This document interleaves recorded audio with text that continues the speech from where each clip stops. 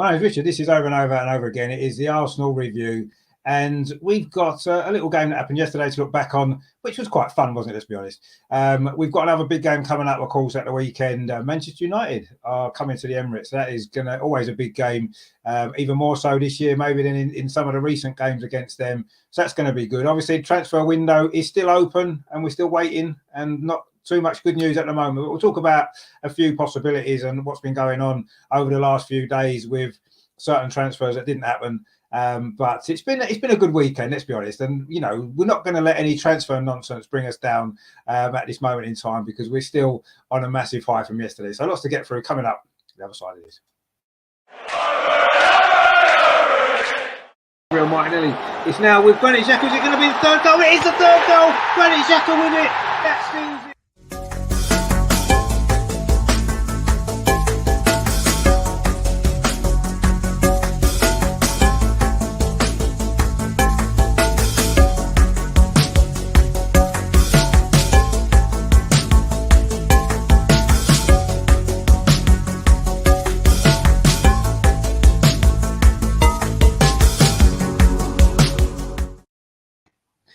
And we've got a slightly different panel actually this week. A few, all familiar faces to the channel, of course, but maybe not all at the same time before, which is quite nice. Obviously, Jerome, welcome back. Good to see you again.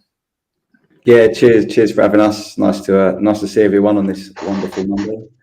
It is a wonderful Monday. Not often Mondays are wonderful, but this week we can't Monday, can't we, after what we saw yesterday. Michael as well. Good to see you back, my friend. Hope you're well. Yeah, how you doing, Rich? How you doing, gents? Good to invite. Thanks for inviting me back. Apparently today it's meant to be Blue Monday, the most unhappiest day of the year. Well, it's not unhappy for us, but we know who. Not for us, no. That month down the road. So fantastic. It's unhappy for everybody else because nobody likes Arsenal doing well. So it's Blue Monday for everybody else in the world apart from us, which is nice. Makes it even better. Yeah. And Lee as well, of course. Good to see you. I know you was on last week. Good to see you back. You all right? Yeah. I'm good, Rich. Wonderful, absolutely wonderful. Good to be back. And why would you not be wonderful on this beautiful Monday, even though it's freezing cold? Apart from where Jerome is in the world, it's freezing cold where we are. We've had snow. We've had bad weather today, but we don't care because it's been a good Monday, hasn't it? Which is nice. We've got Henry in the chat there. He says, "Good afternoon, my Arsenal family and friends. What a great Sunday afternoon, beating Tottenham again. Indeed, it was a great Sunday afternoon." We've got Nathan in the chat as well. He says, "Hi, everyone. Looking forward to the show." Neil's where he says, "No armchair supporter tonight." Hope you're all well. Yeah, we're doing well, mate. Good to see you. And Russ as well is in the chat. I suppose really, you know, there's only one place we really could start, isn't there? And that has to be a slightly fun Sunday afternoon.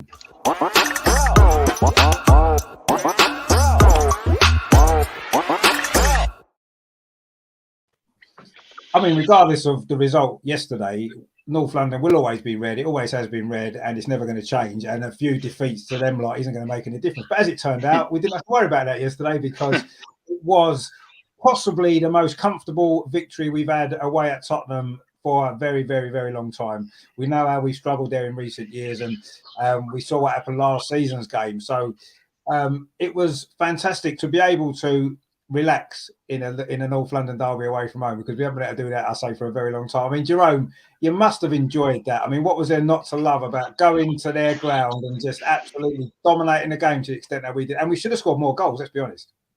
Yeah, absolutely. I mean, there used to be a very famous song that we used to sing, Tottenham mind the gap, Tottenham mind the gap. And the gap in quality yesterday was just so evident, especially in the first half. Like second half, you're always gonna come under a bit of pressure from anyone that from any team that you play against. But we've had a tendency this season to start fast and get in the goal pretty early on. That helped us a lot, I think.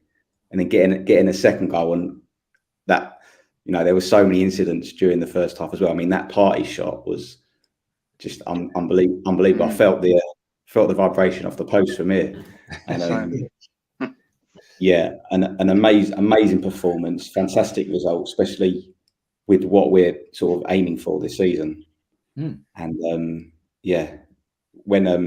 when that final whistle went and you saw the players going over to the fans, it was just amazing to see, and I can imagine being there must have been incredible as well. So yeah, amazing day. Yeah, no, it was. It was a fantastic performance, and I mean, in a way, it looked like a game of two halves. You could say that in a sense because the first half we were so dominant, it was ridiculous. And in the second half, all we needed to do in the second half was manage the game. We were 2-0 up, and that's what we did. We managed the game really well. We defended well. Maybe didn't make the most of one or two counter-attacking opportunities that we had, but it didn't matter in the end. I mean, we'll take a 2-0. Great, but 2-0 is fine. But yeah, I mean, it was two different Arsenal performances in a way. The first half, really dominant, brilliant performance, unbelievable, really. We should have scored a few more goals. And in the second half, just really, really great in-game management, I thought it was. We didn't make any mistakes, really. We were solid, we were strong. And, we always looked like we were going to keep them out and get the win. I mean, Michael, that was a really good, it was a throwback performance almost, wasn't it? Going away to Tottenham and playing like that. It was like the old days, wasn't it? The 1990s happened all over again, wasn't it? Yeah, and the early 2000, the early thousands and noughties, whatever they're called. With Marie Bergkamp and stuff. I mean, Jerome's exactly right. We've even when we've beaten them down there, they've always thrown a little bit of a spanner in the works. You had to remember the 5-4. Scoring 5 goals against them, but we let them in 4. The 2-2, which when we won the league, 2-0 up, cruising. Jens Lehmann decides to have a wrestle with Keane, and it all goes off, and we're hanging on.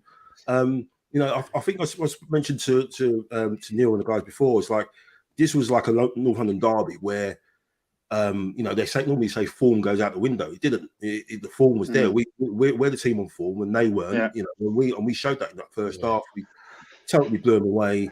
The party that's first half. He gave the ball away first. I think first couple of minutes. And I thought, oh no. Yeah. After that, just unplayable. He was like 2 players rolled into one, and it was literally again as Joe touched on, the levels was just amazing to see. Not on the ability, but the coaching, the way we were playing as a team compared to what they were doing. And again, I think our away performances against the big teams have all been quality. Man United. That's the one I want next week. I know we were talking about it, but that's the one I want because we did not deserve to lose that game. Yeah, we are. Performance against Chelsea, again, total domination. We only got the 1 goal, but so far, away from home, especially against these big teams, we've just, it's been like playing against kids, really. And long may it continue. But yeah, fantastic performance, absolutely outstanding. Yeah, I mean, it makes it even better. I mean, it probably wasn't our best performance of the season, if we're honest, but it doesn't matter. It's the best one because it's against them away from home in a game that, they couldn't really afford to lose. I mean, Lee, obviously the win and the performance was fantastic, but now you look at the gap between us and 5th place, 14 points. That's a massive gap now, isn't it? And that is, yes, we want to try and win the league, of course we do, but ultimately we've got to finish in that top 4, and that gap now, gap, isn't it? And that's so important, wasn't it, yesterday as well? Yeah, 14 points and a game in hand. I mean, we're trying not to get carried away. We all 4 of us been at this for a long time, not to get carried away, right? It's we've seen plenty of teams blow leads, but we I always feel like we don't want to get drawn into that. Just be like the manager, like the team, 1 game at a time, all that boring stuff, and just look at the weekend. I mean, for me, Rich, we spoke last week, didn't we? I think there's a word we used, mentality. And we needed a good mentality for the game yesterday. Now, we were so good. We controlled that game, that first half, the football. I don't know about what you guys thought, but for me, if they got close to us, we just passed it around them, right? If they stood off, it was just the quality of the football, that first 40 minutes. It just blew me away. We made them look like a pub team. I'm going to try and be objective, but it must have been. They must have sat there in the stand thinking, "What is going on? We can't get near the ball. We just play little." It reminds me of what they must do in training, where you probably got 4 attackers or 2 midfield players, 2 attackers, and 2 defenders chasing the ball. That's what it felt like. It felt like we had more players and they couldn't get near us. It was almost like we never, the wheels come off last May, didn't it? And as it proved, mentality wise, we probably weren't quite at it, even though we had a player sent off. So that made it really, really difficult. But we were that good. We were that controlled right? It was, you're right, Rich. You were pretty relaxed. You weren't thinking at any stage that we're in trouble. I mean, I'd be lying if I said I was relaxed throughout the second half, because you just knew if they score one, then well, we're all thinking, just don't concede that first goal. If you can keep it a 0, right, which is why it was so stressful. You know, I know about my heart rate was going up on half time when the shenanigans went on in the box. I think we're getting so used to stuff going to get decisions going against us. I mean, that was, you know, talk about ridiculous what he did. And I'm thinking, this can't be a penalty. And then obviously the camera panned and they were walking off at half time. And I was like, thank God for that. We just, it was really important to get in a 2-0. So yeah, I mean, I was definitely still nervous up to about 5 minutes to go, because last May was such a horrible experience, right? I was sitting there in the week thinking my worst, probably five losses as an Arsenal fan, and that's right up there last May. That really did hurt, being at their stadium, and it was just not to be forgotten. So that made it extra sweet yesterday. I mean, I don't think Conte, I mean, you could talk about things he did wrong. You know, I don't understand why they play the way they play. Not that I'm overly worried, but if you're going to play that system, you need two world-class fullbacks. You need a Trent going forward and an Andy Robinson. They haven't got that. So I thought if I was Conte, I'd kind of abandon it and just, I don't know, go 4-4-2. They certainly can't play that system. And the goalkeeper is a gift that just keeps on giving, isn't it? He's just always got a mistake in him. I mean, so it was really important we got the first goal, and after that, I never thought we were in doubt. As you alluded to, Rich, Eddie ran his heart out, and I thought he had a decent game as ever. I suppose being a, you know, if I can be critical, it's just that one touch. That's the only thing with Eddie, and that breakaway goal, you know, the pass from Xhaka, he just didn't get the ball under. If he'd have got that ball under control, his first touch would have been better. He could have buried it. He would have been tired. I methis was late in the game. So that's the only critical thing I can say. But he did run his heart out yesterday. I did think he was excellent overall. It's just that touch, just that little Jesus would have got it under and bang. But overall, happy as Larry. Yeah, I mean, that is a slight concern with Eddie, maybe, but you know, he's scored lots of goals in recent games, so we can't really criticise him too much.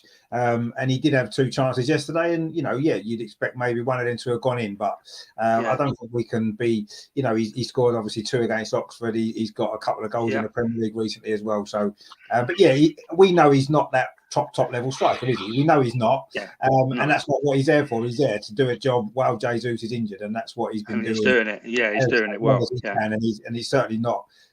He's certainly not playing badly. I do feel slightly though that, and you know, we've been saying this for quite some time, that our first 11, as we saw yesterday, and as we've seen most of the season. I mean, we don't need to think about what's the lineup going to be. We know what the starting lineup's going to be because it never changes. And our first 11 is very, very good. We've seen how good they are. It's one of the best Arsenal teams that we've seen for decades, isn't it? Let's be honest. But the problem we know is deeper into the squad, isn't it? On the bench. I mean, my worry yesterday, I mean, Jerome, yesterday, my worry was the only player we had on the bench to come on and change the game was really Smith Rowe, and he's not 100% fit yet, I don't think. And that's a worry for me. If we were behind in that game, or we couldn't break them down, as happened against Newcastle recently, you know, that bench isn't strong enough, is it? You know, we've got Europa League starting up again soon. Obviously, we're still in the FA Cup, and we are going for the title. Let's be honest, that's where we are.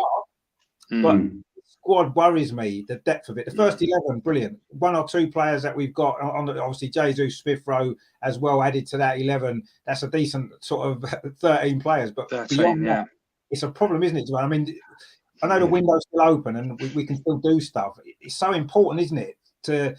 Otherwise, this squad isn't strong enough, is it, to give us where we want to go? Yeah, that is our season. Basically, our season is going to be defined on either these signings we make in January or just the players that are going to have to come into this team, because we've got where we are basically with 12 players. Haven't we? Defence hasn't changed, midfield hasn't changed, and the only reason the striker's changed because he's injured. That's why this missing out on this player and this Mudryk feels maybe feels worse than if there would have been any news with this player, no rumours, nothing, you know, in the media, and all of a sudden you get Chelsea sign a player for 100 million. You probably won't even think twice about it, because we've been linked with him, and we know that we really need someone to support Martinelli and Saka, because if one of them two get injured, that is going to have a massive effect on this team. So yeah, you're right. I think it's going to define our season, how the sort of backup players. I mean, that's what didn't help at the end of last season, like you alluded to earlier with those Spurs and Newcastle games. We know that, you know, when you dig deeper into our squad, the quality is just not there. I mean, I'm surprised he even made 4 subs yesterday, Arteta. Normally you might make one if you might make one. Yeah, no, 2 of them were in stoppage time, wasn't they? Just to waste a bit of time. That was all. He didn't bring them on for any reason to influence the game. Time. No, exactly. So yeah, I think if you were to guarantee that all our players would stay fit to the end of the season, I'd be very confident that we'd at least finish second. Like, I'd put money on that, but you can't guarantee it. Like, you got Europa League, FA Cup. I mean, do you want to see Partey playing in the FA Cup game at Man City? No chance. I don't want to see it. I don't want Saka or Martinelli to play, because I'm worried. All it takes is a kick, twist the wrong way, out for a few weeks, miss a few games. And no way. I agree. So it's the board and the people that are making these decisions on the signings. They've got to really back Arteta here, because I think that's going to define our season.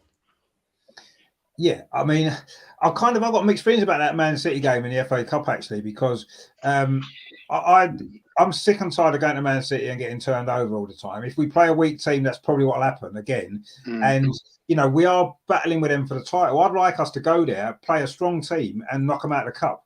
That would be, and I think that would actually give us massive confidence for the league game. So we've got to play Man City twice in the league yet still as well. So, you know, I don't want to see us rest everyone for Man City. Yes, we've got the problem. We don't want players to get injured, but players can get injured on international duty. They can get injured training. So I would be tempted to try to beat Man City, because we get past them, who we got to worry about left in the cup? Nobody really.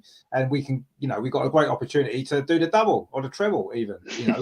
So, glass half full, Rich. Definitely glass half full. Well, yeah, I mean, I just, you know, I don't want to see us go to Man City and get turned over badly again, because it's happened too many times. And if we rest our team, we've seen what the squad players are like. We know we struggle to beat Oxford with the squad players. If we put that team out of Man City, we are getting hammered. Whatever team Man City put out, because we can. And I don't want us to go through that. I'd rather we put a competitive team out and give them a game and hopefully beat them. Because they will probably be resting 1 or 2 of their better players or their more important players, but their squad, they can do that. Obviously, we know we haven't got the squad, have we? I mean, Michael, what kind of worries me a little bit is obviously with this Modric situation, which, you know, we know was ridiculous, but there seems to have been over the last couple of years, we've had Vlahovic, we was looking at it, we were going to sign him, we didn't. Bruno Guimaraes, we were going to sign and we didn't get him. There seems to be a lot of players that we've been really, really heavily linked with, putting bids in, have been going elsewhere in the Premier. They've been coming to England and playing the Premier League. We're not getting them. And that's a kind of worry to me. Why do you think that's been? I know money maybe talks have got to be part of it, but it doesn't seem to be the only reason for me. What do you think that's going to be a problem now in this January window? The only thing I'd say about that is the targets that we have, you know, not gone for or not you know, completed. We've gone and got someone else, and it's kind of worked out. You know, obviously we tried to get Vlahovic, we didn't. We ended up getting Jesus. We spent a lot of the summer being linked with Martinez from Ajax. We ended up going to United. We got Zinchenko. So I'm not sure there's a couple of others, but I just think they've got a plan. They've got a guidelines that, you know, they'll offer what they think players are worth value-wise, and obviously in terms of the financial side of things and the package. I mean, because what Chelsea have offered is, what I'm reading, is an 8.5-year contract, which is insane. It's unheard of. Yeah. I think he was on $3,000 a week or something like that.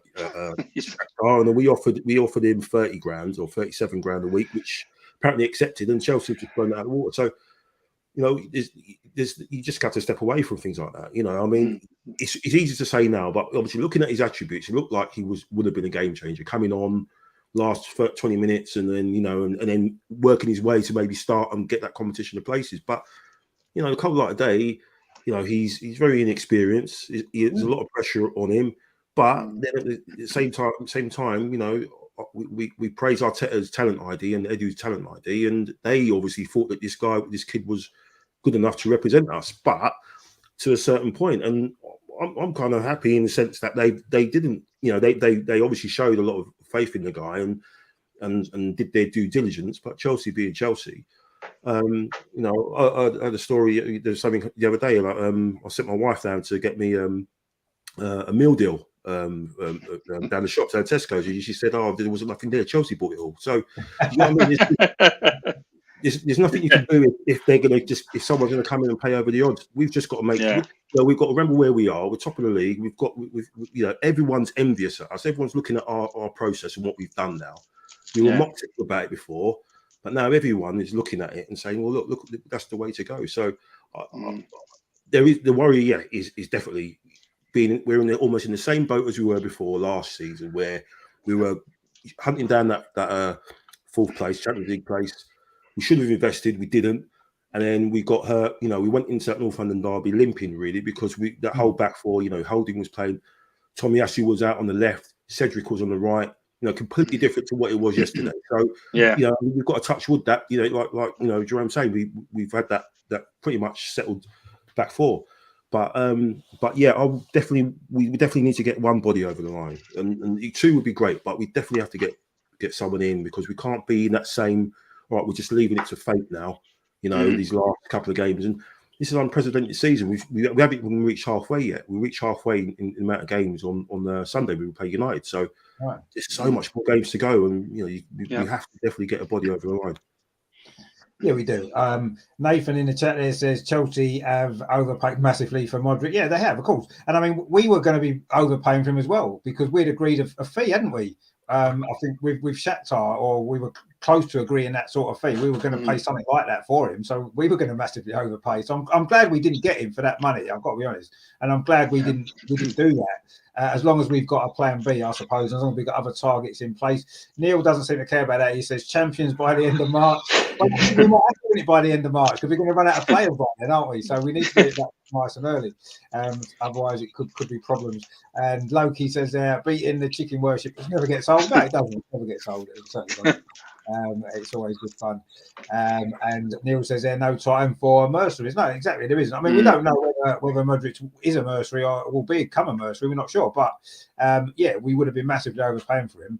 And Chelsea, and that's fair enough. But my worry is, have we thrown everything at to trying to get this one player, as you said, that we've looked at the player that we wanted, he fitted the profile that we were after. Have we gone all in to get him, and suddenly now we think, well, that's half the window gone now. We're in trouble. We need to suddenly look around. It's not. You can't get players in quickly. These deals take time. You have to speak to the agent, you speak to the players, you speak to the club, all this kind of stuff, and take ages. And now we're running out of time. I mean, Lee, do you think that? I mean, there must be. Let's pray that there is. There must be plan B. Other players they've been looking at, they've been speaking to, and they've got maybe lined up ready to come in, or otherwise, we've learned nothing from last year, have we? Rich, I'd say it's a certainty, right? I cannot believe we've got someone like Edu sitting there, right, getting paid decent money, let's face it, and he'll have staff working for him. I cannot believe for a second we've gone all our eggs into one basket for this guy. As good as he looked, and we've all seen the clips of him, he did look pretty stand out. But for the amount of games and the money, I'm sorry, there's no way I would have paid the kind of money that they were talking. Not a chance in hell. It could have been a flash in the pan. He could have. I mean, I was chatting to a mate of mine yesterday, and he said, "But did you see him in the Champions League? He was unbelievable." But players have looked unbelievable over a few games before. You don't pay 90 million. I just don't think. I just think I mean, Pepe haunts me. I forever. I had it the first time I see him at work. Sorry, at the Emirates. I went to work the next day and I was chatting to someone. And I'm like, I've got a Nicholas Bentner feeling. Right, the first time I watched Bentner, someone pinged the ball across. He was on the wing, and Bentner went to control it, and it just bounced off his foot. And if a player, there's two things to me. You got to be able to control the ball at that level and make it easy, right?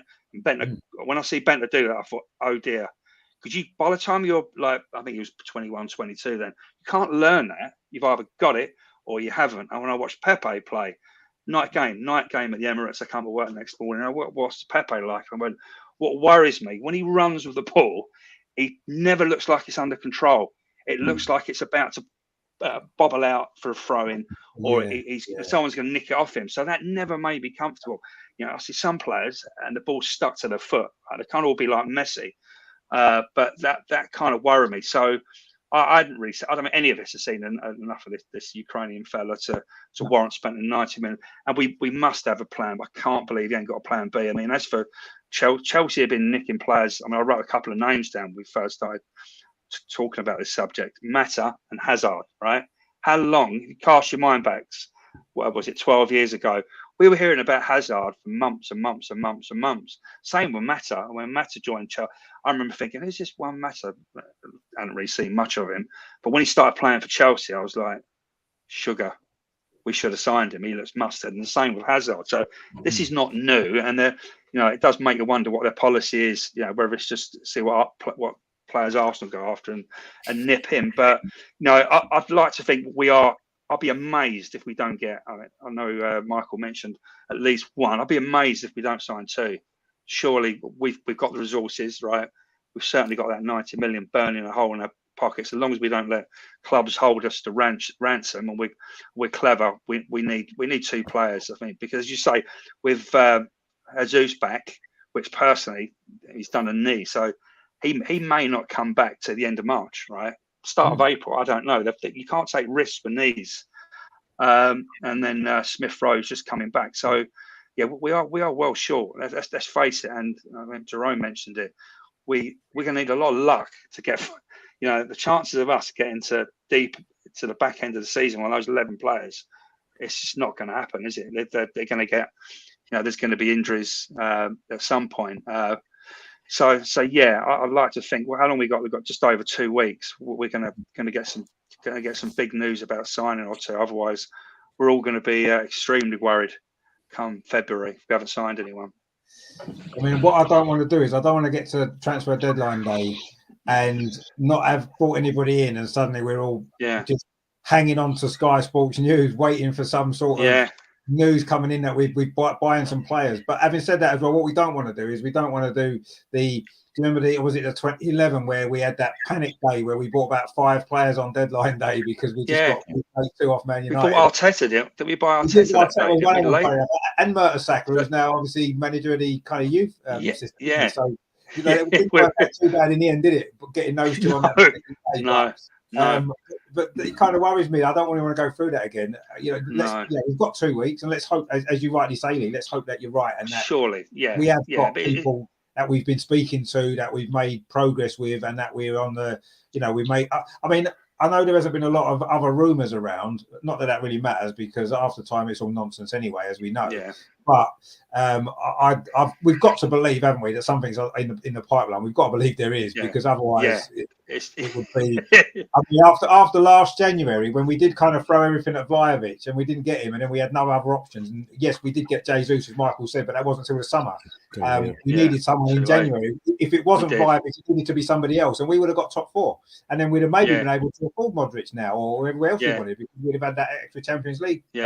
Well, so, but yeah, I mean, you just worried me there, Richard. Look at me sitting in now in January 23 saying, I can't believe, surely we must have somebody. I can't believe for a minute. And then you've just reminded me, oh, yes, we go back 12 months. We had no one. Yeah, the same situation. I remember last transfer deadline there, we're praying, come on, we've got to buy somebody. Surely we didn't. Surely, God. Yeah, we've got to learn from that. Loki says there, the small Leeds winger look good. I think he means Gonto. Nathan says Gonto, he looks like a cracking player. I'm not sure Leeds would let him go. I mean, the one player at Leeds actually that I think would be a really good fit for what we need would be Rodrigo, because he can play as a striker. And he can also play wide. And so he kind of fills the 2 positions, doesn't he? He's got a lot of goals this season in the Premier League. He would be, I don't know whether or not he's under contract or what his situation is. He would be a good fit, I think, what we need. He seems to have a fairly decent attitude as well. He don't seem to be, I know Rafinha had all those sort of other issues going on. He wouldn't be a right fit. But I think Rodrigo looks as though he could be the sort of player that could be someone that we need. Loki mentions another one there, Eze from Palace. Didn't we have him on our books as a kid anyway, Eze? Yeah. And We did. we let him go. So, yeah, I mean, he's a great player. He is a very good player. But again, he's more of a wide player. Yes, maybe we do need a wide player, but I still think we need a striker and we need someone in midfield. Because if Thomas Partey's out, we saw how brilliant he was yesterday and how brilliant he's been. Unbelievable. Yeah. You know, look at who we've got backing him up at this moment in time. You know, it's just not good enough. The drop in quality from Thomas Partey considerable. to say El Neni or considerable. is massive. That is a difference between first or second in the league and being sixth or seventh. Because that's the difference. I think that's the worry because last season there were too many players that came out of the team at the same time, and that's why the level dropped.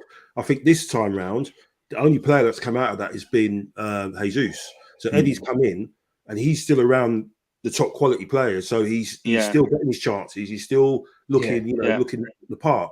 But if another one comes out, and another one comes out, and you're relying on El Neni, the actual level, the output drops, and then that's where you have your problem. So if he can eke it out and squeak through, and and touch wood as much as we can, and it's maybe one player that's out, and then then we'll be all right. But if one or two come out, we saw what happened last season. That's what if it drops too much, then we're going to be in a bit of trouble. So we definitely need to get a couple of bodies in. Yeah, we do 100%, and let's hope that we do, and it's going to be great. And we can all look forward to the run into the season. Otherwise, it is going to be we're going to be every single game. We're going to be nervous. If every time one of our players goes down, we're going to be thinking, please don't be a bad injury. Every time Saka goes down, now it's bad enough, isn't it? Please don't be bad. Like the other night when he came off in the Oxford game, thinking, oh my God, please be fit, and But we're going to be every game, aren't we? If we don't buy anyone in January, every single week we'll be panicking every time we get tackled. Don't tackle any of our players. Exactly. Well, it's for that reason, Rich. When Jerome said, I can't agree with what Jerome's saying about the FA Cup. I'm thinking, field like a second string team. I don't care. I just want to protect players. But you hang on, give me a chance. But you did make some good points, right? That. I think if we can go up there, and it would be a big if, right? Whether they might drop two players out, but the quality of they've got coming in, right? It would be massive psychologically if we can knock them over at Main Road rather than get a Tonkin. We've had our bashings up in the northwest, haven't we? Last few years, we don't need it anymore. So I'm kind of 50-50. Jerome's 50-50 in yours because. I don't want to get a Tonkin, but on the other hand, it's another risk. It's another game where all our top players are playing. So it's we need to be careful. It's a bit, we need to be careful because I remember a couple of years ago where we were going for the title. I don't know if it was 07-08, and we played United in the FA Cup at Old Trafford. Yeah, we lost 4-0. Yeah, Wenger totally rotated the team, and we got battered. Yeah. And it affected the league form for the next couple of games. Yeah, it can do that. And it the wheels just came off, and so we need to be we need to be careful about that. I think it happened in 2004, Rich. Then it happened in when we played United and Chelsea. I think we rested players against United in the semi-final, didn't we? I think, and then we lost to Chelsea in the Champions League, didn't we? Straight after. Exactly like Michael said, the wheels kind of can come off. So we want to avoid that. We pulled it back against Liverpool. Yeah, we do. I mean, it's a tough one though because. The more games they play, the more likely they are to get injured, and we've got the Europa League starting up again soon as well. And at the end of the day, we want to make progress in that competition as well, don't we? Because we've not won enough European trophies, as we know. So we'll see. Loki says you have to try and win it all. Holding back never works. Exactly, I agree. It doesn't, and we've seen, as we've mentioned there. Michael rightly said about that Man United game. I remember that. We did get really turned over that day 4-0 and. Kind of derailed the season a little bit, didn't it? After that, and I know there was the Eduardo injury that season as well, which didn't help. But that was before that, actually, wasn't it? I think that was a couple of weeks before. Then we went to Man U. We never really got back on track again, did we? So there's a danger of that, isn't there? And we don't want to go. It is a tough one, and hopefully we're playing them at the end of January, aren't we? The FA Cup game. It's the last week in January, so hopefully by then. Yeah, we're all right then. Yeah, it's just the Europa League, Rich, isn't it? It's just the Europa on a Thursday, the Thursday to the Sunday. That's going to be the danger, right? It is, yeah. It is. Sunday lunchtime. But what I mean is, we've got the Man City game at the end of January. By then, hopefully, we've got 2 or 3 players in already. So then we know we can play a strong team against Man City. We've got some better backups in place ready to come in if needed. So that's what. Yeah, you're right. It may well depend on it. If we haven't bought anyone in January, by the time we play Man City, then maybe we won't have any choice other than to rest half the players because we won't. No, we won't. But as you say, if things could look different things could look a lot different in 4 weeks, right? As you say, if we've got Smith Rowe's had a couple of games and he's flying. We signed 2 players that will totally change it. We just need to wrap. I mean, I thought Thomas Partey yesterday. Oh my God, he was just unbelievable. He was just everywhere. Yeah. Exactly. And you're not going to find a player that's anywhere near that level, probably. But no chance. What we need is people that's better than the backups that we've got. That's basically the problem. So it's the drop off, isn't it? It's the drop off. So the gap's not as big. It's always going to be a slight drop off. Of course it is, because he's a great player. But we need to try and kind of mitigate that as much as we can. And we can only do that in January now. The window's open. Obviously, before we kind of leave the Tottenham game completely, obviously we do need to look at this bit of nonsense that happened at the end of the game, because I mean, Richarlison, first of all, he's got to have some sort of charge against him for being a total novice. There's absolutely no need for what he did there. He didn't like Ramsdale's reaction, but you can't be doing that, right? That's him in the face. Yeah.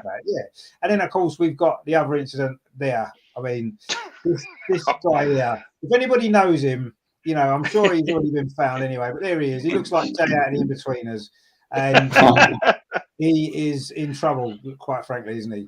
I mean, ridiculous. I mean, it's difficult to know where to start with all of that, really, because, Ramsdale wasn't really doing anything particularly wrong, I didn't think. Yeah, he's celebrating. He's giving it a little bit of that. That was all, wasn't it? Of course he is. Why shouldn't he? Why not? I mean, Jerome, Richarlison's reaction there, to me, that was worse than the guy that actually came and kicked Ramsdale. For me, that was worse what Richarlison did, because that inflamed it all. The Tottenham fans saw Richarlison doing that, and then they thought, this is a free-for-all, so we're going to get involved. I mean, he's got to be banned for that. Surely he's got to be, hasn't he? Yeah. Yeah, look, the guy that kicked Ramsdale, that's just an idiot from the crowd that I'm not really interested in, to be honest.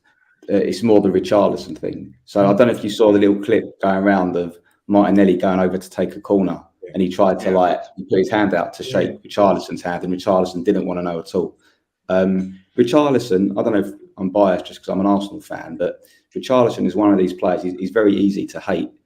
He just seems like over aggressive, a bit like when like Bruno Fernandes, to be honest. He's in that type of mould, and I was listening to one of the radio stations earlier.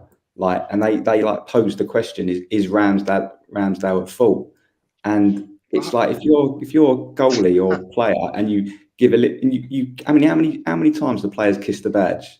All the time. It happens all the time. You've got to have a bit of self-discipline. And Richarlison is bang out of order. We've been getting charges left, right, and centre for 3 or 4 of our players going up to refs. What Richarlison did is 10 times worse. I don't think. Will something happen with a charge? I don't know. Probably not. But that is the sort of player he is. Richarlison. That's his sort of type. As I say, the guy in the crowd couldn't really care less about. It's just an idiot. And I don't think the Spurs stewards covered themselves in too much glory. They just sort of let him go back. Yeah, let him go back. Yeah, stood there. Yeah. But knowing the FA, they'll probably do Ramsdale for incitement. Ramsdale. Yeah. They'll find some way of blaming Arsenal for what happened there, without a shadow of a doubt. Ramsdale for inciting the trouble in the first place, for actually bothering to even want to be happy about a win. You know what I mean? That's what'll happen probably. But I mean, what the fan done was just ridiculous, and I mean, that is just. I mean, you don't see things like that in football very often, actually, especially these days. Maybe in the 1980s, you used to see it all the time, but it's really rare to see that these days, isn't it?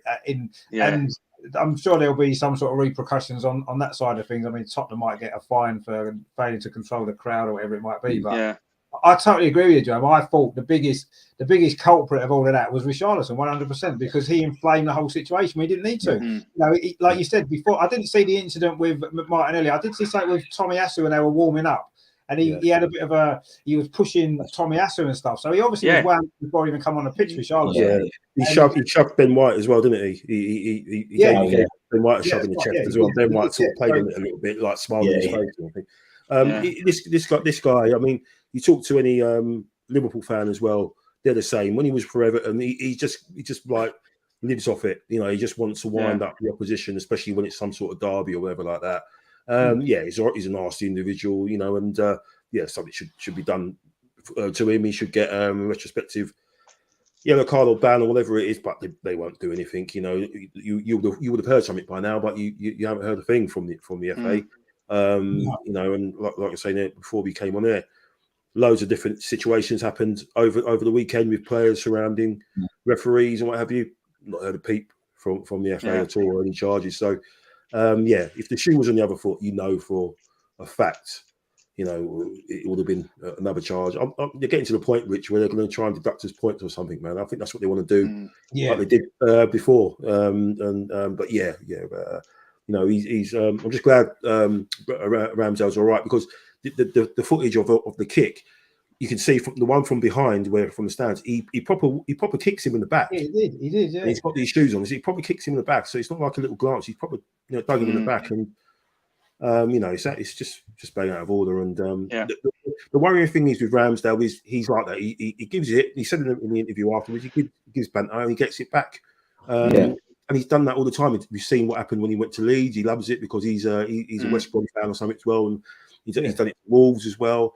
The worrying thing is you get some copycats or some muppets trying to take a chance when they've got a bit of drink in them, and maybe try and do something else as well. I mean, we saw what happened with Jack Grealish that game, wasn't it, against Birmingham that time when a fan ran on the pitch and the fan ran on, hit and punched him. I mean, it's cowardly, isn't it? I mean, what that fan did yesterday was just that, you know, it's ridiculous. I'll tell you what's good. I'll tell you what's good from Ramsdale's point of view. When Richarlison was sort of provoking him a bit and poking him, he sort of took it very well, didn't he? He didn't react. Yeah, he didn't react. No. Like I think he's that type of character, Ramsdale, where he will give it to the crowd, but he knows. And we need that, Jerome. I think it's been a long time. We've lacked characters, haven't we, Rich? I think for a long time, and it's good to see someone with a bit of that in him. You know what I mean? Unlike as Michael said, he's a nasty piece of work, Richarlison. I was praying to God in the summer we weren't going to sign him. Right? No, I don't particularly. He's diving and throwing himself all over the place most of the game. So it's that well-worn state. He doesn't feel like an Arsenal player to me. He just feels like an embarrassment. You know what I mean? We just don't need a player like that. And I don't particularly rate him for. Sorry, go on. So I was going to say, at least we've got one thing in common. All of us got one thing in common with him, that we've all not scored the Premier League goal this season. So exactly. Exactly. I mean, we could say we're good as Richarlison. So exactly. I think the Spurs keeper Lloris has got more goals, isn't he? I think in the Premier League. But one thing I would say is about what you said about characters early. The first person of ours who went to back Ramsdale up was Gabriel, and he was. That was brilliant to see that. Actually, I really like that. For them, the other person who was trying to get involved was that Romero, and he's just like Richarlison as well. You can see, if you look at the footage, Gabriel, he notices it. He knows he's going to try and get involved, and he cuts across him and he stops him, because he was going to try and do something stupid as well, because you saw what he's like. Apparently, he did an interview before the game, and all the Tottenham fans were getting excited because apparently he wouldn't mention Arsenal by name.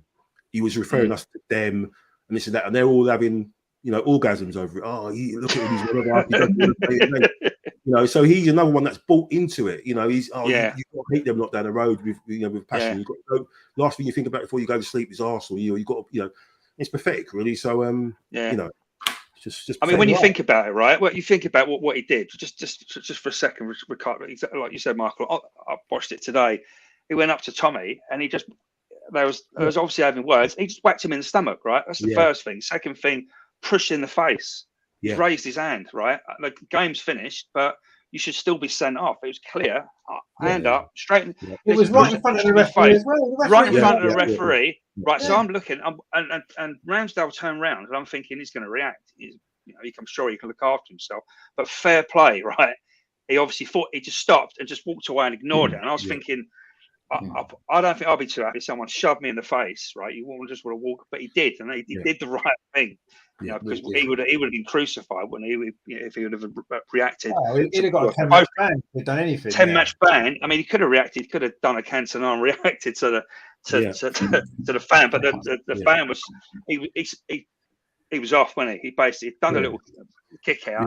He was like a rat up a drain pipe. Rat up a drain pipe, scrambling off. I mean, in a toilet bowl stadium. That's what sums it up. Exactly, with his scarf around the bottom of his face, which was the worst disguise I've ever seen in my life. But yeah, he'll get nicked. Yeah, well, he will definitely get nicked and he'll get banned, which actually might be the wrong punishment. I'd actually force him to watch Tottenham. Front row seat, because that's what he deserves. To suffer that pain for the next 3 months, doesn't he? He deserves to suffer. There is one thing I would say is that I'm sorry, Richard, is that in situations like this, and in other situations like bad tackles, like in rugby, where a club can actually cite a player for dangerous play or ungentlemanly conduct. If something like that was brought in, I think there should be something where a club can say, "Look, we want you to look at that incident or look at the behaviour of this player." Yeah. And then maybe that, if that's in the back of their minds, that might stop them from being dickheads, or launching into dangerous tackles.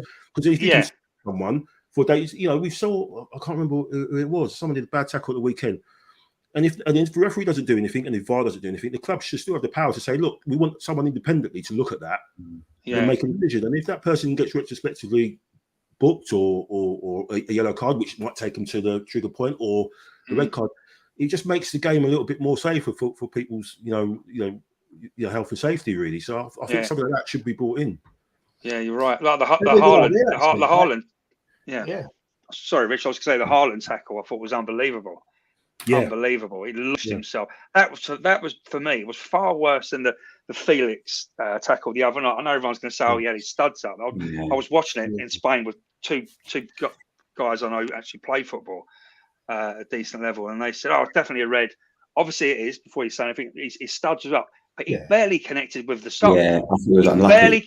He barely, he did, and it is a red, right? But that should be a better. Not, I'm going to go in for back for Chelsea, but this is an example where that's probably a 1-game ban, not 3. And as you said, Michael, you see far worse. I mean, the Haaland one, that was. I mean, he could have done some serious damage. 0, not even a yellow card. Yeah. I know, it is mad really when you look at it. But anyway, Loki says they're even their fan, Mr. Target. Well, I think he kind of connected. He probably more with the target than any of their players have done during the game. Nathan says cannot stand with Richarlison. I don't think anybody likes him. He says I hate him when he was at Everton too. Yeah, he spent half of every match he played rolling around on the floor like him. It's exactly what he's always done. He's always done that, but he always seemed to score against us usually as well, didn't he? Which doesn't help us. Kind of have any good feelings towards him. Russ says who would win a scrap between Xhaka and Richarlison? Well, I mean, it's no contest, isn't it? Because Richarlison would be on the floor right away, wouldn't he? Before Xhaka even appeared. So I think holding his face like this. Yeah, exactly. Yeah, I mean, Nathan agrees. Xhaka, of course, Xhaka would win. There's no doubt about that. Russ says Xhaka walking past us, sprinting after him. Yeah, well, I think Xhaka was obviously looking to get involved as well as I wouldn't say a peacemaker exactly, but he was certainly looking to stand up for his mates, wasn't he? Which is what you want to see. That's what happened all those years ago at Old Trafford that time, wasn't it? Yeah. All them, Arsenal players have all, and which happened at Old Trafford a couple of times, doesn't it? And that's what you need. When things like that happen against your teammates, you want your mates to back you up. And at least we saw that. Like you said, Gabriel was the first one there. Brilliant. Xhaka was looking to get there. He probably would have had he not been stopped. Arteta kind of, got there quickly and stuff like that. So, it's good to see. And, we don't want to see scenes like that happening at all. But if they are going to happen and we're going to get on the wrong side of things, we know that the team are going to back each other up. And that's important off the pitch, but also during the game as well, because you see that in the games, don't you? And that's kind of where we are at the minute. Loki says a chicken in a coop. Yeah, that's probably more. That's a good description of him as well, wasn't it? The way he's scurrying back up, trying to hide away. We've seen you, mate. We know who you are. Don't worry. You'll be getting knocked on the door. So be ready. But or nonsense really, but not a great way to have finished the game. Really, what was a really great Arsenal performance, a great Arsenal victory, and 8 points clear at the top of the table, which is rather nice. Isn't it? So it's a nice place to be. I mean, we need to make the most of it while we can. I've been saying this all season, actually. We're top of the league. Let's just enjoy it because we won't be top next week. And then we're top next week. Let's wait another week. And now we're 8 points clear. It's like, we've got at least 3 weeks probably to be top still, which is nice. But, we're not going to get too carried away quite just yet because there is a really, really big game again. We just had one big game and we've got another one on the horizon on Sunday. This is a massive game, actually.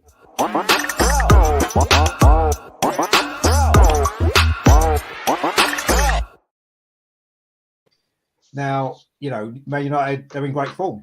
Whatever we think about them, however they've been playing, whatever it is, they're in great form. They're unbeaten in, is it 9 wins in a row? I think they've had, haven't they, in all competitions? Yeah, which is even, they're in better form than we are, because we've had a draw recently and they've won them all. So, and to come, I know their first goal against Man City on Saturday was the most dodgiest goal you're ever going to see in the history of football. But to come back from 1-0 down against City and win is a very, very good result, isn't it? Regardless of all of that kind of stuff. So they don't have a great record at the Emirates in recent years. They've not scored in open play at the Emirates since Arsene Wenger was manager. That's how long ago it was since they last scored from open play at the Emirates. So we've got a good home record against them. But this game is so important, isn't it? I think if we win, having won away at Spurs, if we didn't go ahead and beat Man United at home, then the gap in points between us and the third place suddenly becomes massive. So, and if we lose, though, Man United suddenly are right in the title race. So it's such a big game. I mean, Jerome, how can you see it playing out? Because it's going to be, I can see it being very similar to the Newcastle game in the fact that Man U will be quite happy to let us have possession and try to play on a counter attack. Only they're going to be more. I think they've got more of an attacking threat on a counter attack than Newcastle did. That's what worries me a little bit about this game. Yeah, you know what? We're 6 days away. I'm nervous now just thinking about it. To be honest, big game. I watched them against Man City, and I thought they were very lucky to win that game. Very lucky. I mean, that goal you mentioned, that shouldn't have stood. And it was a typical game where Man City had all the ball, all the possession. And really, I wanted Man United to win because of the position in the league with us and City. And I was thinking they're not getting back. Once City scored, I thought they're not getting back in this game. Like they don't look like scoring. But look, because Rashford's in obviously very good form, the winger they brought on as well sort of changed the game a bit. It's another hard one. Last year's game against United. Although we had a weakened team out, didn't we? Again, we had no party played. It was Xhaka and El Neni in the middle. And really, the main threat I thought for United was Ronaldo. Yeah, it was. Just thought he could pop up and score any time, and he did all of it. He did, yeah. But I don't think they'll be defensively as good as what Newcastle were. I think they will attack a little bit more as well. Yeah, they will. Yeah, definitely, they will. I think so. Yeah.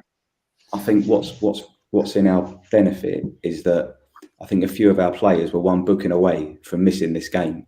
I think we had Saka, Saliba, maybe Partey or one other, and obviously, you know, none of them picked up a yellow card. And I think that they're playing Palace on Wednesday night, United away, and they got, I think, Casemiro and Fred are one yellow away from missing our game. And not that that's going to make too much difference, but you know, it would help. But we're just playing so well, aren't we? Like you can't watch that first half of that Spurs game and not feel confident. Home game with especially at home. I'm pretty. I don't want to say it, but I'm hopeful that we put in a good performance like we have done, and we'll get a good result. And do we play? It's City Spurs, isn't it? As well, is that before us or? City are playing Tottenham, I think, before. They're Thursday, aren't they? They're Thursday.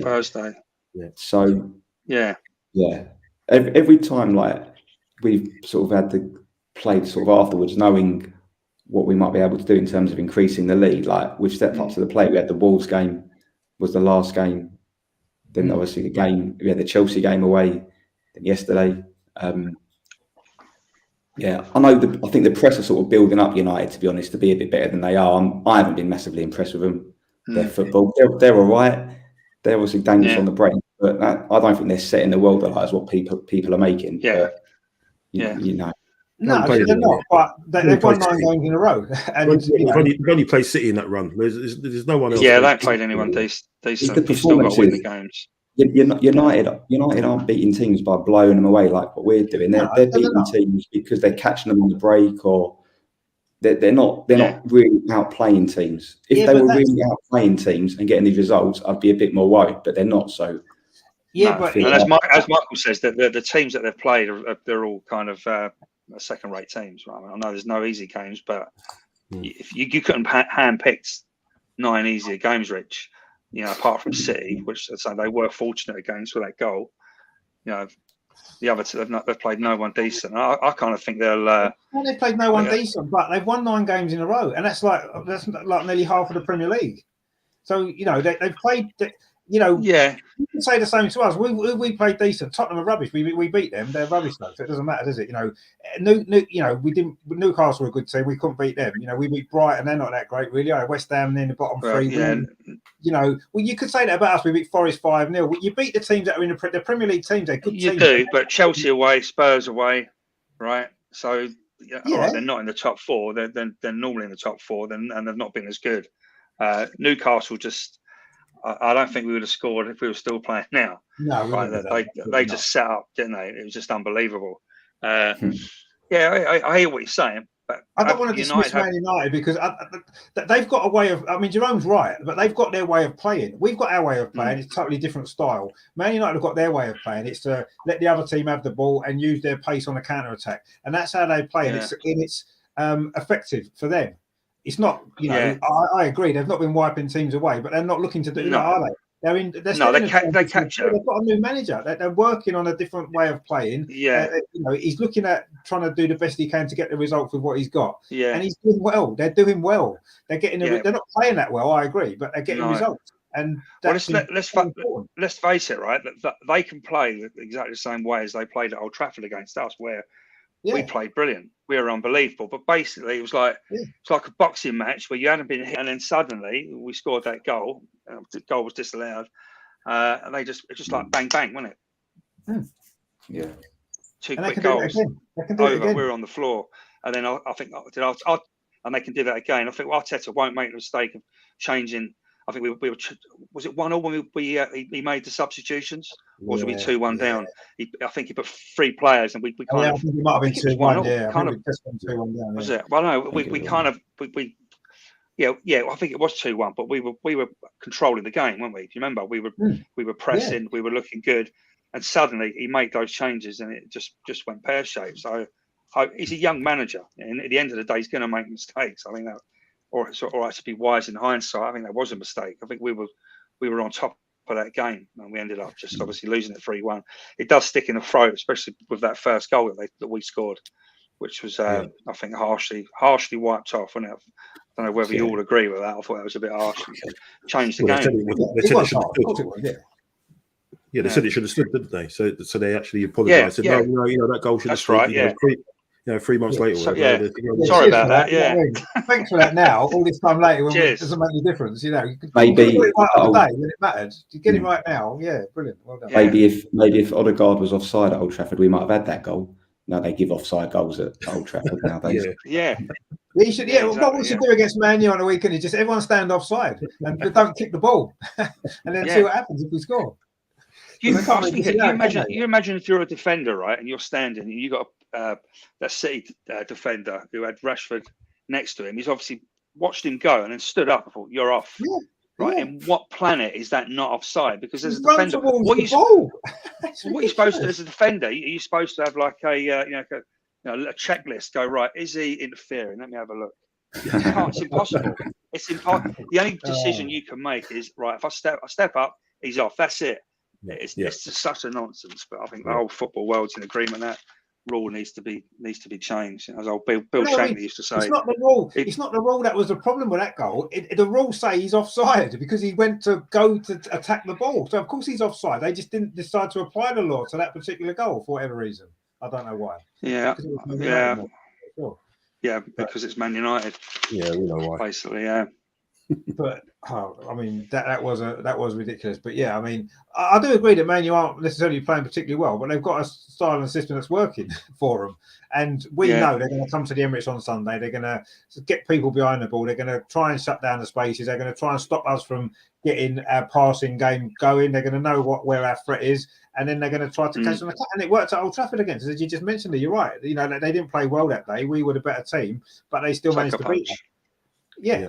And we need to find a way of not letting that happen a second time in this season, which is a lesson maybe that we need to learn from as well, because we did lose the game. I mean, Michael, what are you kind of expecting from Man United? Because it is going to be, it's a massive game in the circumstances of where both clubs are at this moment in time, and obviously where the rest of the season might go. Because if they win, they're right back in the title race, aren't they? well, they could technically be second, can't they? If City lose on Thursday and they beat Palace, it could be first against second. This is the one. Ever since the final whistle went at Old Trafford, this is I just looked at when are we playing them next? When they come into the Emirates? Because I want this one. This is the one. Yeah. Revenge, because performance. You that first half performance and just generally up to this like 70th minute, we play such brilliant football. Is a bit like what we've seen the other night and against Chelsea, just pure dominance. A team that's been brilliantly coached and trust each other and know exactly what is what. If someone comes inside, someone goes on the outside. So yeah, like Jerome said, we'll have a lot of the ball. Probably be like the Newcastle game again. I think United will definitely we'll have more of a threat and maybe come out a little bit more. We just have to make sure we capitalise on that. As for Rashford, he's on fire. It's going to be interesting. I'm not sure. It depends on Ben White, really. He's got, at the moment, I think he's got Sterling and Heung-min Son in his pocket still. So whether he's got space to put him in there as well. Bigger pockets, that's what he needs. He needs some bigger pockets. He's got bigger pockets. Yeah, he needs bigger shorts. I think that's going to be an interesting matchup. Obviously, they would have been over in Qatar together until Ben White was expelled from the camp for whatever reason, which was just absolute nonsense. But we won't go into that. But I think, the home, the confidence, the atmosphere, the fans. We need to deliver a bit of revenge, and I think we'll sneak it. I think we'll probably get a odd goal, win by the odd goal, 1 or 2-1. But we should. I think we'll have the bit between our teeth this time, and the Newcastle game. We'll have that in the back of our minds and make sure that we've got to put whatever chance we get away. Yeah, and I think you're right. And I think maybe the fact that the Newcastle game, obviously that was our last home game in the Premier League, and I think that maybe is a good thing in a sense, because like you said, we know what we wasn't able to do in that game. It's going to be Man United are going to play a very similar style, aren't they? They're not going to come and open up and play football because they know that we'll just pick them off. So hopefully we've learned the lessons from Newcastle and we'll be ready to face an opponent that's going to do that. And this time we'll find the goal and we'll win. I mean, Jerome, what's your score prediction then for the Man United game? I reckon it'll be the same as last season, so 3-1 to Arsenal. 3-1. Wow, that would be pretty good, wouldn't it? That would be a really good result. I mean, Mark, are you going for like a narrow 1-0, 2-1 then, yeah? I'll go 2-1. Yeah, I'll go for 2-1 for this one. Yeah, 2-1. Lee, what are you thinking? I'm thinking 1-0. I'm going to go for 1-0 tight game. We'll nick it. 15 minutes to go. Hopefully. Yeah, I mean, it is going to be a tight game, and it is important, isn't it? It really is. I mean, Neil says there, back to the old school, real deal, beat rivalry, the best rivalry the Premier's ever seen. Yeah, it has been. Yeah, it is. Yeah. And it's not quite at that stage yet. There's still a long way that both of our clubs have got to go to get back to that point. But yeah, it's got that feel about it, this one, hasn't it? We've maybe, these games are always big games, but it's been lacking that extra bit of ingredient, hasn't it, in the last few years, because we've not been as great. They've not been as great, and they've just been run-of-the-mill kind of teams challenging for the top 4 kind of games. But this one's feels a lot more important, doesn't it? With the people that we're in, the form that both clubs are in, and what have you. So it's going to be a very, very interesting game, isn't it? I think that's the main thing. Just want us to win, just so we can back Gary Neville up as well a bit. Oh God, we probably beat them 4-0 or batter them, and he'll still come out at the end. I still think United will finish above Arsenal. Yeah, he's so bitter. He's a wind-up, and he such a wind-up. His chief wind-up. So annoying, as you say. We beat him 4-0. I'll be like, well, I still think Arsenal will be overtaken. Yeah. He's doing it to just have a dig, isn't he? He's reached that. It's ridiculous. Yeah, he is. And what we've got to do is, what we've all got to decide is that we're not going to let anything he says bother us, because it don't bother me. He can say what he likes. He's an idiot. I don't care. I didn't like him as a player. I don't like him now. I've got no interest in anything he's got to say. So if he says he thinks Man United are going to win the treble, let him think that, because we all know he's an idiot. So it doesn't matter what you think. Yeah. We know he's not gonna. That's not going to happen. So he can say what he likes. And whatever happens on Sunday, whether we win or we lose, and he comes out whatever nonsense he comes out with, we can just laugh at him, because that's all I do. I just laugh at all of them. all of them on Talk Sport, a lot of them. I just laugh at them. They are ridiculous. You know, that they've got these feelings against Arsenal for whatever reason they have. Neville, because we used to bash them up quite a lot when he played and all this kind of stuff. You know, and all those Tottenham guys that are on Talk Sport, they obviously are never going to like Arsenal, are they? And it's just laughable, really, that they're even given a platform to say that stuff. But what more annoys me is that people take them seriously. Who cares? Don't be retweeting what they're saying. Nobody's bothered. They're idiots, man. No. Just let them go with it. It don't matter, does it? At the end of the day, all that matters is what happens on that field, right? It doesn't. You just walk away, and I say, don't. For me, I just don't want to get caught up in the old. Because the minute I've got one City mate in the interest of fair disclosure, and he's messaging me during the Spurs game, going, "Well, that's it. You've done it now. I've seen this before. Everything's going for you." I'm like, he's been trying to reel me in for about 6 weeks, right? And I'm not biting. I'm saying, long way to go, Gio. Hell of a long way to go yet. We'll see. Teams have no one's thrown away. I said, well, I think you find that they have. Newcastle got reeled in. Liverpool got reeled in, I think, 18-19, didn't they, against City? So 8 points at the end of the day. It's great to have it, and we'll enjoy it, and we'll enjoy the ride.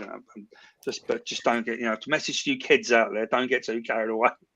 No, definitely not. It was that season, wasn't it? Was it when Brendan Rodgers was manager of Liverpool, and they were basically 6 points clear in the last week of the season and still never won the league? Yeah, that was another. So that was another time. Yeah, 18-19 under Klopp. I think Liverpool had a decent lead, but they threw that away. Man United, I think when we won the double 98, we clawed back a 10-12 point lead. I think it was 12 point, 13. The Overmars goal started the rot. So this has been done before, and it only takes 2 games you draw, and then we have to play them, and that lead's gone. So it is, and I think people just want to, because it's Arsenal, they almost like want us to get the lead, so then they can start talking about the collapse. Right, so we just got, I mean, so it's just nonsense. Just next game, boring cliche. Next game, beat Man United 1-0, scrappy goal, 5 minutes to go. That's all we need, and then just keep going. Easy. Well, I don't know, easy, but I mean, you're right. I was being ironic. We do need to take it one game at a time, because it's pointless getting too carried away. Although I do like the fact that gap between us and 4th or 5th place is now getting wider and wider, and that's the important thing, Rich. It really is, isn't it? That is the important. It's more important to me than being 8 points clear at this moment in time. It's that gap. Same. To the top 4. Yeah. And yes, it's great to be 8 points clear at the top at this point in the season. Don't get me wrong, but that gap between us and 5th place is massive, and the more that keeps growing, then I'm going to be even happier with that. That is probably the main thing. And Russ says it's a disgrace talking about that goal, and guess what? Anthony Taylor is reffing on Sunday. Who cares who the refs are? They're all as bad as each other, so it doesn't really matter, does it? Who the ref is? To be honest, Mike Dean will probably be doing VAR because he loves it in VAR, doesn't he? That little bit. He actually loves it. Trying to stitch us up. Nathan says that Gerrard slipped. Yeah, that was that season, wasn't it? When he slipped against was against Chelsea, wasn't it? And that was Chelsea, when they threw away the league. So it's been done. We've seen it been done. So we're not going to get too excited. Russ says, I think we will batter them. Well, I don't know about batter them, but let's hope we can get the result. I think we will just shade it. I kind of agree. I think we'll maybe 2-1, 1-0. Yeah, I'm kind of feeling that it's going to be a tight game, and we've probably got enough to just about swing it in our favour, which would be fantastic. I mean, 3 points in that game, it would be massive. A massive statement as well. Going away to Spurs and beating Man U at home the week after. We've got some big games coming up as well over the next few weeks, and it's we've got Everton away, Rich. We don't want Lampard being sacked. We don't want an Everton managerial bounce, do we? We've got a terrible record there as well. Terrible. I know we had a terrible record at Tottenham, and we just went over there and won. So. But I don't like going to some of them grounds where just every year we seem to get the old-fashioned grounds. Yeah, Everton's one of them, isn't it? And their crowd at the minute, they can obviously turn if things go against them. But if they get a lead at home and stuff against us, that could be a difficult atmosphere for us as well. Yeah, it's a midday game on a Saturday, isn't it? As well, it's 12:30. It's one of those. Yeah, it's 12:30. Yeah, we never normally do well in them games, do we? Often we've had some bad defeats at 12:30 before. So, but this is a different Arsenal. We've seen it, haven't we? Now, I mean, me and you, Lee, last week we were talking about. The mentality issue with Arsenal, only because we hadn't really seen it very often. Passed the test, no. Yeah, Going and past the obviously and were a we little bit passed it. concerned. Yeah, we were concerned. Well, we're going Yeah. to Tottenham away, the atmosphere and this, that, and the other. Could we rise to the occasion? Could we put all that behind us?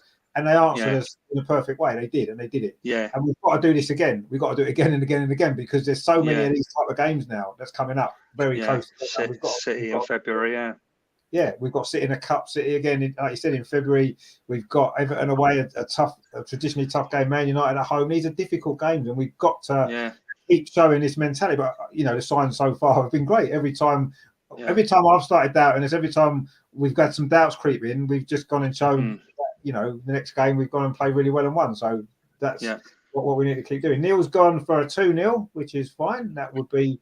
It's a bit conservative for Neil, actually. He's normally on the 5-0, isn't he? So I don't know. Maybe not quite feeling it tonight. That we'll go that far. Russ says Everton fans baying for blood. Well, yeah, they are quite literally. So that's going to be an intimidating here again, isn't it? You know. So we'll see. And Neil's gone Saliba and Eddie with the goals. Oh, well, two slightly unusual goal scorers. Saliba, I know he's got a couple. He's scored for a while. He's not scored at the Emirates yet. I've read William Saliba, so it'd be nice for him to get a home goal, wouldn't it? Definitely. Against United, that would be good, wouldn't it? So we'll take a 2-0. We'll take any victory, any scrappy victory will do, or a fantastic 5-0 would be great, but we don't care about that. Own goal, 90th minute own goal. Harry Maguire comes on, puts in his own net. I'll take that right now. That would be quite funny, especially after Lloris getting the own goal yesterday as well. We'll what was that all about? Seriously, what was he doing with that cross? It was ridiculous. What was he thinking? Couldn't even blame it on the deflection. It was only a slight touch, wasn't it? Just diabolical. But he's been doing that. Catch the ball. That was all he had to do. It was quite simple. Because, you know, basically, it's like, you know, lesson one as a goalkeeper. When the ball's coming at you, just catch it. Catch it. Yeah. It's quite simple, especially when it's that high. It's just there. Yeah. I don't quite know what he was doing. Yeah. It was quite funny. But the look on his face afterwards, he was chatting away to himself, wasn't he? In French, probably swearing away. And I was just laughing at it. It was hilarious. Yeah, it was so funny.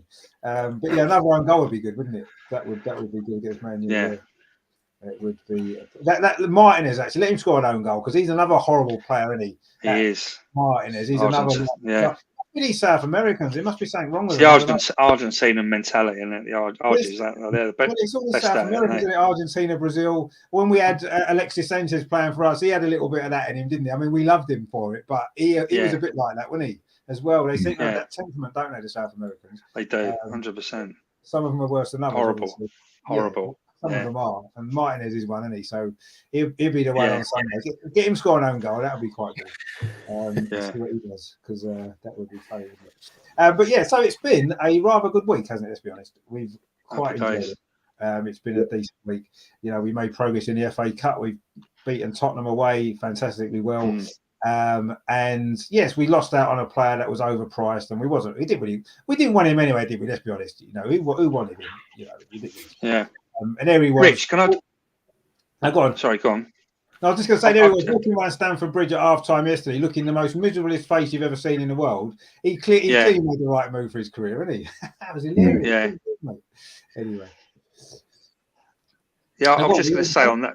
I was just going back to it's buzzing around my head that you were saying about the rule. I mentioned a potential rule change for the offside because I think there was about 3 or 4 tonight. I mean, obviously, a complicated thing to get into.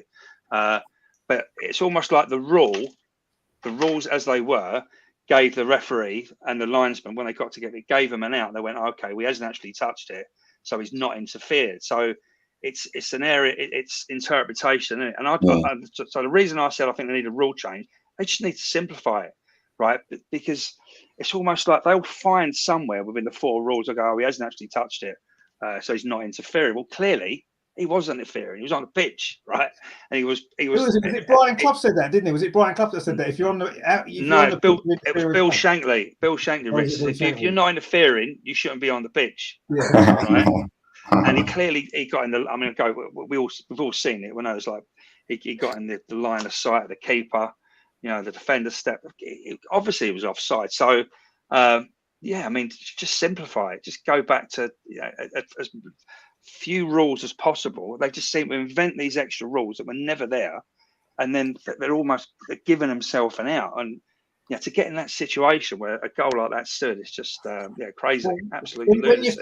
When you think the amount of goals that have been disallowed because of a tiny little line of a half a millimetre, Well, and the they disallowed handballs all as them well. sort of goals. How many over the last 2 or 3 years VAR disallowed some really good goals on that little basis? Given that goal, which is clearly offside, it's I don't know the whole thing. Yeah, well, the one that really annoys me, I don't know you fellas think, is the old handball rule. When I think it was at West Ham, it was a night game till the end of last season. Defender, it was a West Ham defender, slid right. He was chasing the ball out. There was a winger going with him, and he slipped, and the winger crossed it, and he was falling, and as he fell, one of his up, or I think both his hands was up, but it was in a natural position falling, and when the winger crossed it, and it just clipped his hand.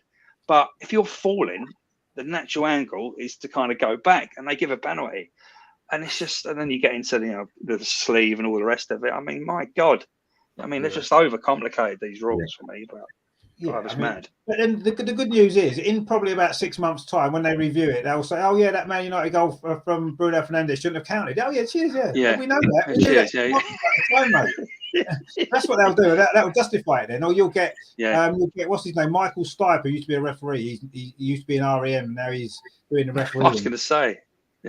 He will basically find some reason to justify the decision, because he always does, doesn't he? I don't know why they bother getting him on, actually. Ridiculous. Anyway, that's we're never going to sort that out. Nathan says they're 100%. One person could have looked at it and said it was offside. Someone else could have said not offside. Because no, they do, and the rules are clear. If you're in front of the last defender and you're behind the goalkeeper, you're offside. It is clear. It's perfectly clear. They've just overcomplicated it with. You only have to look at like Lee said. Akanji's trying to be playing. He's trying to play Rashford offside. All right, so that's one, and then look at Edison. He's setting himself for Rashford to shoot. Of course, he is. There's loads of stills. There's loads of, you don't even have to look at the video. There's loads of stills where he's looking at. He's ready for a shot from Rashford. He is. So what is he supposed to? What is he supposed to do? So that is there. He's interfering. So again, for me, the most important signing could be Howard Webb coming back to take over the referee, because we know what he was like with United and Ferguson, and it's just so funny now that he's back and they're getting these decisions like that. Not a conspiracy theorist, but bloody hell, man, that was just so blatantly offside. I mean, I've got to be honest. I don't think I can remember seeing a blatant offside like that being given as a goal. I can't remember one that blatant. I mean, well, funny enough, Rich, look, a week ago, right? I can give you one a week ago. The Salah goal when it was clearly offside. I mean, that was almost equally as ridiculous. That was pretty bad, actually. But it's a weekly occurrence. But you say Howard Webb's back, so there you go. Maybe that explains it all. Maybe that explains it, because he never knew the rules when he was referee, did he? So I don't suppose he knows them now. So bring back Jack Taylor. Jack Taylor, we need to bring back. Marshal the past. Jack Taylor. Who was that referee we spoke about? Do you remember? Was it 78 World Cup who disallowed that goal for Brazil? We need to get him back. That was Clive Thomas, wasn't it? Clive Thomas. Yeah, the ball was in the air and he blew the whistle. He'll sort it out. He'll sort the mess out. Clive Thomas. He knows what he's doing. Neil says, first time we have the best goal difference in years, joint with City, so another bonus. Well, let's see if we've got the best goal difference at the end of the season. That'd be quite nice. We've got the joint at the moment. Let's wait till we get to the end of the season and see. Melvin's in the chat. I think Melvin might know Jerome quite well. I think so. You know Melvin, don't you, Jerome? Yeah, recognise that name. Yeah, I think you might do, which is good. Nathan says another thing. They have said that VAR has only made 6 errors this season so far. 6 errors. That's in one game. That's every game. That's what it means. 6 errors every single game. Not 6 errors in total. On average, per game. Yeah, on average per game. It's got to be. And Melvin says Ken Ashton. Oh, I remember him as a referee. Yeah, that's going back a bit, isn't it? Ken Ashton. I don't remember him. He's probably not around anymore to sort him out. Roger Milford, I remember him back in the. He had the hair, didn't he, Roger Milford? He was one of the. He had the Rod. Well, was it the kind of Rod Stewart hair, dude? Yeah, he did, I remember him. Yeah, he was good, wasn't he? He was good. But see, that's the thing, isn't it? We would struggle to name too many referees from back in the day just because they were unimportant. Now they're the star of the show, aren't they? Every single referee. All the VAR referees, they're like celebrities, aren't they? They go on I'm a Celebrity next. You watch. One of them will be, Mark Dean will be on I'm a Celebrity. I guarantee he will. Dancing or some bullshit. That's where he's going to end up, that dude. I'll tell you, he loves it. I will say, right, just in the interest of fairness, I don't, apart from the fact I think more Spurs players should have got booked on Sunday. He was a bit lenient. He had a good game. I thought the ref was pretty fair, pretty decent. I don't remember him like screaming too much. I think we were adding up the Spurs fouls, going, that's 6, that's 7, still no booking, and eventually started dishing them out. And in some ways, just to be objective, I don't mind that. You know, you start booking too early and players start getting sent off. So I'm not going to, because a football fan, I want to see 11 against 11. So I thought he was all right. You know what I mean, really, considering what we've had recently. Yeah, there was a moment in the first half, I think, when Partey done a blatant handball. I couldn't believe he didn't book him. And like the first players were around him as well. And I was thinking, he's going to get a card and then he's going to be on his toes for like the role. Guaranteed. And didn't book him. I was like, wow. Didn't book him. I'll tell you what I liked about that incident, actually. It was, I think it was, we mentioned obviously Romero before. And Romero was straight at the referee. He was going to like pretend to wave a yellow card. And actually it was Højbjerg grabbed his arm and pulled his arm away and said, don't be silly. Yeah. And I actually like that because in a local derby like that, you know, Højbjerg stopped him doing it. Not that it would have made a difference, but it's good to see that a Tottenham player was stopping one of his teammates when acting like a twat. Yeah. And that was good to see. I quite like that, even though it was, you know, Højbjerg, who I don't particularly like, but you know, that was we don't like any of them, Rich, do we? Well, no, we don't like any of them. No, but I mean, that was quite a good thing to do. I thought that was decent. No, it was. That was, you know, that's what you want to see. Bit of sportsmanship, really. If more players do that, then that's a positive sign for football going forward, isn't it, really? And Nathan says there, for being the best league in the world, the standard of refereeing is awful.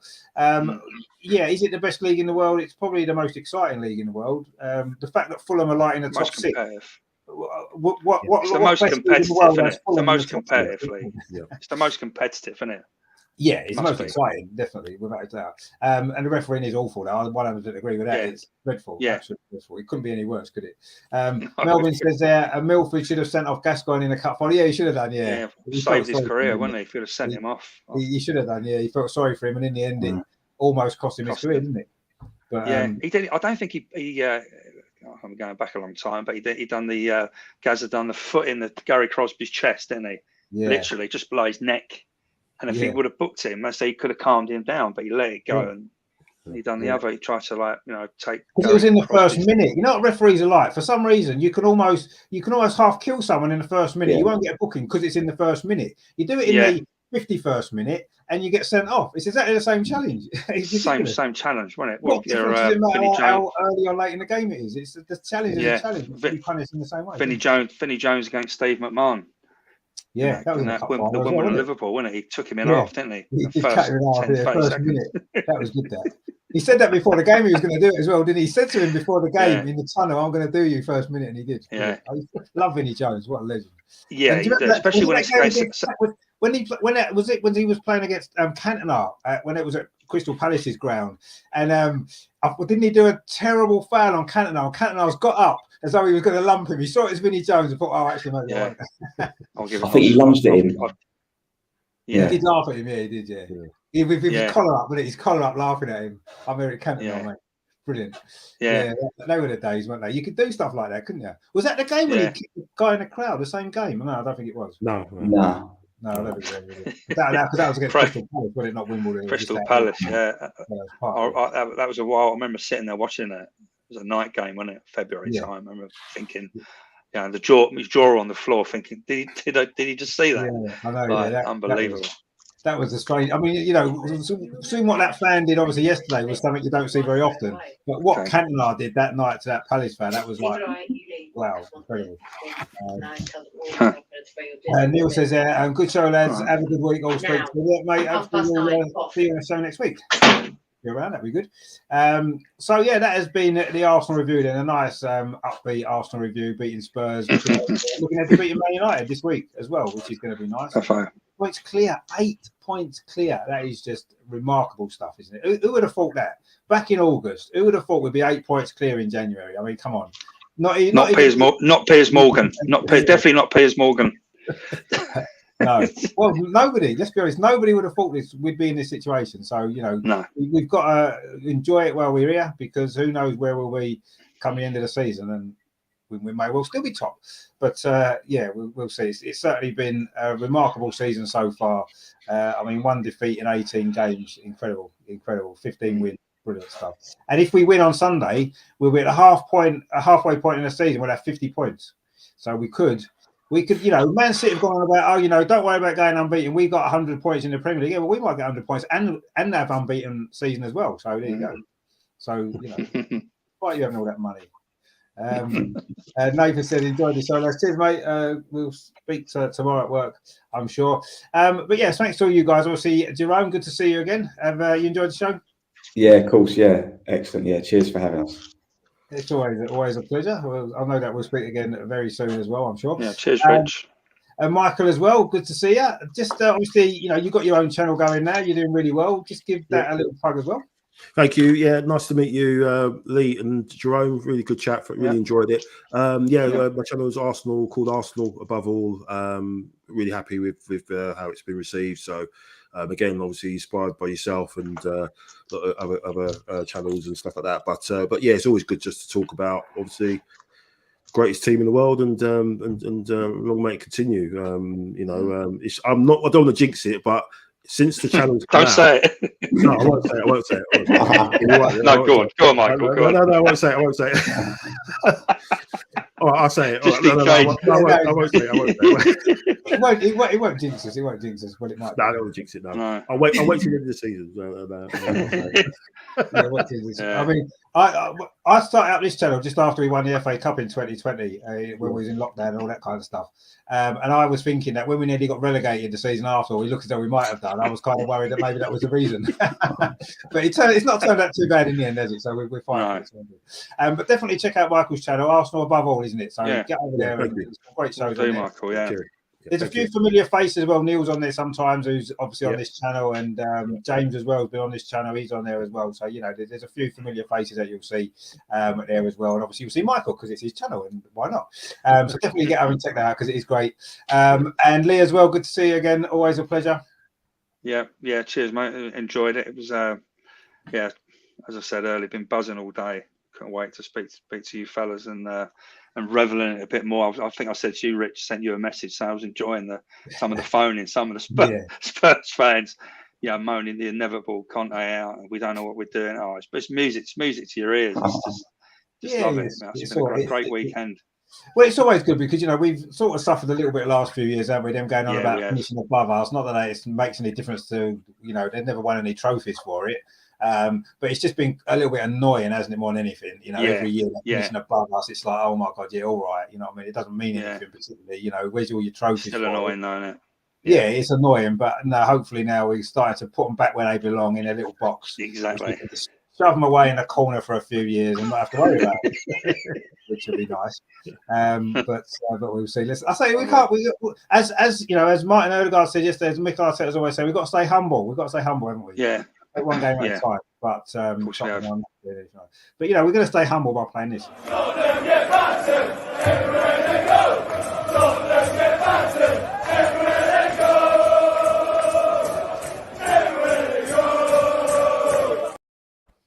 That's a shame. I might have to change that picture to Richarlison maybe next time. He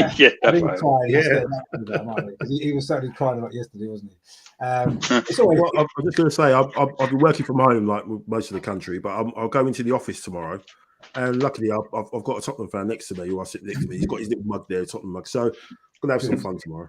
I'm sure you'll have a lot of fun tomorrow. I'd just like to say a quick hello to the cat as well, and, who's joined us tonight. I mean, not a black cat, no bad luck as well.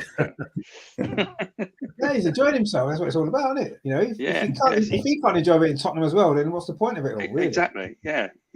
She did mention earlier she'd like to come along and revel in Spurs' misery. So, well done. Well, another guest on the show. That's what we like. And didn't have much to say for herself, but you know, she's not really. No. That's fine. Not really, no. Just hanging around for a treat, Rich, really. Oh, yeah, why not? Why not? We've enjoyed her company as well. As he's looking a little bit more interested now. Look, now we're finishing. She's like, oh, hang on a minute. What's going on? Is there any sweets around for me? Or, I'm not sure what cats eat, actually. Fish, probably. Treats. But anyway, I say it's been a good show. I've enjoyed it. I say thanks very much to all you guys in the chat as well. Some great comments coming in. As always, don't forget to give us a like as well before you go, because why not? It's it's free. You don't get much for free these days, but you can give us a like for free.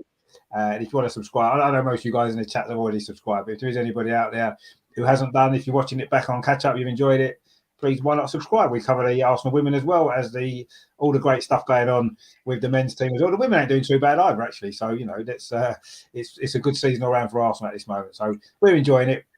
So thanks for getting involved with us tonight. Thanks to Jerome, as always, to Michael as well. Don't forget to check his channel out, Arsenal Above All, and of course Lee. And we'll be back. What we've got coming up this week, actually, it's a bit of a quieter week this week. I've started a new job, so I've been a bit busy, so I'm not really doing as much. But I think Adam and Steve are back Thursday with the social extra, so please check that out. Friday, we've got the women's weekly show, looking back on the game yesterday against Chelsea, looking ahead to the weekend game as well against Brighton. Of course, Sunday, there's 2 games on Sunday again, so it's going to be another busy one. And next week, Melvin's back with a Highbury Matters, which is always a great show. And we're into the George Graham actually now, 86 to 88. That is going to be a really good show. That so obviously the George Graham, very early George Graham era. So that's going to be great. That's next Wednesday, not this Wednesday. That's next Wednesday. That's going to be really good. So join us for that. In the meantime, as always, of course, it's been a pleasure. Thanks to all you guys for watching. We'll see you soon. Come on, guys. Come on. Cheers, guys. See you later. Cheers. Real Martinelli. It's now with Granit Xhaka. Is it going to be the third goal? It is the third goal. Granit Xhaka with it. That seals it.